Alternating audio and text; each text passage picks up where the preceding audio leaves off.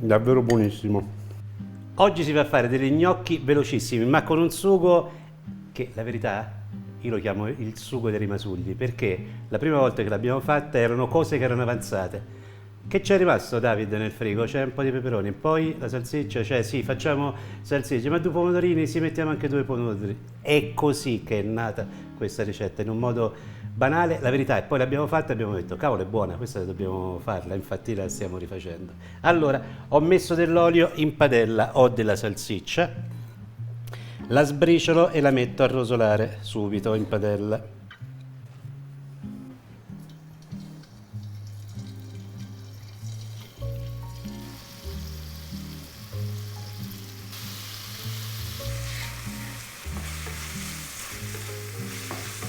Friggitelli e peperoni che ci sono avanzati in un'altra ricetta e noi li metteremo così. Friggitelli si vanno a tagliare. Scegliete voi se farle a rondelline come faccio io o farle a listarelle, decidete veramente voi. Vedete che sto facendo?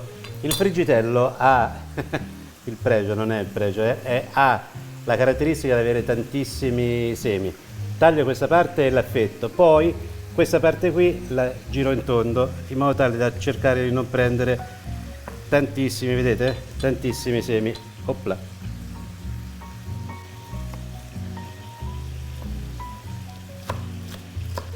Vado a mettere i friggitelli insieme alla salsiccia e ci metto anche i peperoni che sono tagliati a filetti.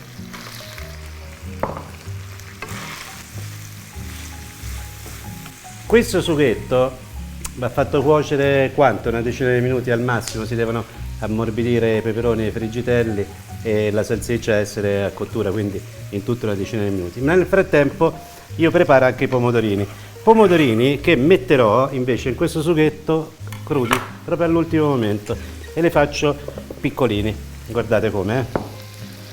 Prendo il pomodorino e lo taglio in 4. Così, e questi li mettiamo proprio alla fine, proprio nel momento in cui mettiamo gli gnocchi mettiamo anche i pomodorini. L'acqua sta bollendo, si mette il sale e si tuffano gli gnocchi di patate. Aggiungo qualche foglia di basilico proprio ora all'ultimo.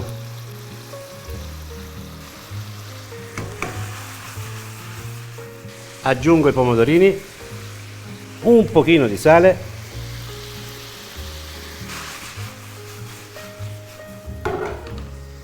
e, visto che gli gnocchi sono arrivati in superficie, ci metto gli gnocchi .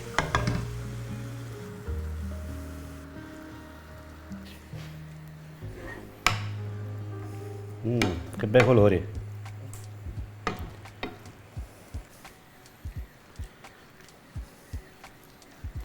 È partito uno gnocco, partito, arrivato, buoni, buonissimi, si servono.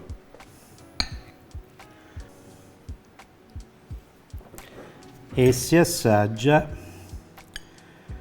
Sto cercando di fare una cosa delicatina, ma insomma me lo costruisco a mano, ci metto un peperone sopra, gnocchi, peperoni, pomodorini, salsiccia, peperone davanti, un pezzettino di friggitello, vado